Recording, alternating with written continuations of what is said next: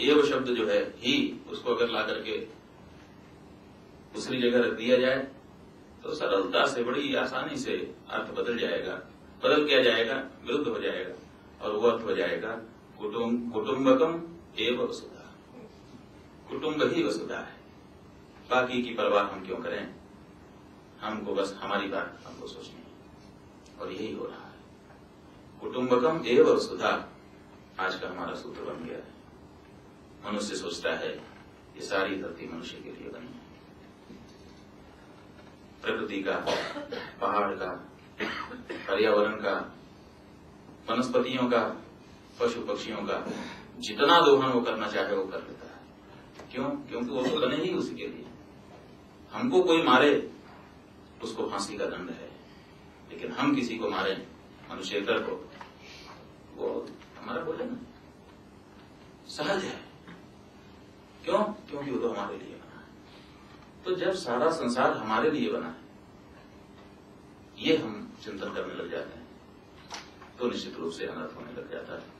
क्योंकि असल बात तो ये है कि हम सारे संसार के लिए बने हैं। जब हम ये सोचेंगे कि हमारा प्रयोजन क्या है, हम अगर बने हैं तो किस लिए बने हैं, और अगर ये बात बन गई कि हम सारे संसार के लिए बने हैं, तो निश्चित रूप से ये सही अर्थ है। वसुधैव कुटुंबकम की भावना इसमें है। लेकिन होता तो उल्टा है। होता तो ये है कि सारा संसार हमारे लिए बना है, मैं ही मैं हूं, मैं ही मैं हूं, दूसरा कोई नहीं, केवल मैं हूं। और ये मैं जब इतना केंद्रित हो जाता है, इतना सीमित हो जाता है, तब सारी अनर्थ उत्पन्न हो जाती है। आज अगर हम ये कहें कि हिंदू संगठन की बात चल रही है, हिंदू संगठन कहां है? असल बात तो ये भी एक सवाल दूसरा है। कोई हिंदू संगठन इस देश में नहीं है। कोई आर्य संगठन है, कोई राधा स्वामी संगठन है, कोई स्वामी नारायण संगठन है, कोई शैव संगठन है, कोई वैष्णव संगठन है, कोई सन्यासी संगठन है, कोई बैरागी संगठन है। हिंदू संगठन कहां है? सब अलग अलग यूनिट हैं, सब अलग अलग स्वतंत्र अस्तित्व रखते हैं। कोई किसी को सुनने को तैयार नहीं, कोई किसी को मानने को तैयार नहीं। यूनिट होना गुण है। सेना बहुत बड़ी होती है, उस बहुत बड़ी सेना के नियमन के लिए यूनिट बनाना अनिवार्य आवश्यकता है, व्यवस्थापन की रीति है। यूनिट होना चाहिए। गोरखा रेजिमेंट है तो अमुक जाट रेजिमेंट है, बनाना पड़ता है।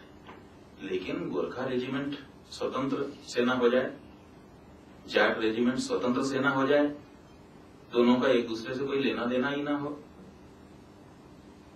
तो अनर्थ हो जाएगा। हिंदू संगठन आज पूरे देश में नहीं है। क्यों? क्योंकि कोई एक नेता नहीं है। और जब तक एक जनरल नहीं होगा, सारी सेना तितर बितर हो जाएगी। अपने अपने को नेता घोषित करके लोग कार्य करना शुरू कर देंगे, और करेंगे क्या?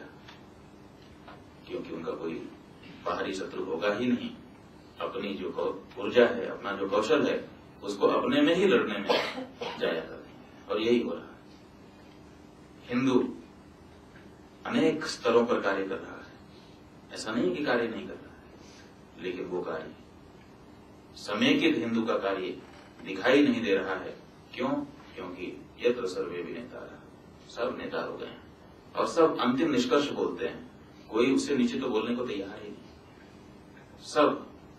और ये नीति है कि यत्र सर्वे विनेतारः सर्वे पंडितमानिनः सर्वे महत्व इच्छन्ति तद्धि वृंदम विनश्यति। जिस समूह में सब नेता हो जाएं, सब अपने आप को ज्ञानी समझने लगें, सब अपने आप को महत्वपूर्ण सिद्ध करने लग जाएं, वो सारा का सारा समूह नष्ट हो जाता है, कोई एक नहीं। और यही इस समय हिंदुओं के साथ हो रहा है। हिंदू अगर संप्रदायों में विभक्त हैं तो ये उनका गुण है, लेकिन सारे संप्रदाय आवश्यकता पड़ने पर पांचों उंगलियों की तरह एक मुट्ठी बन जाएं, ये विशेषता समाप्त होती है। और जब तक ये विशेषता नहीं आती है, हिंदुओं का समेत कार्य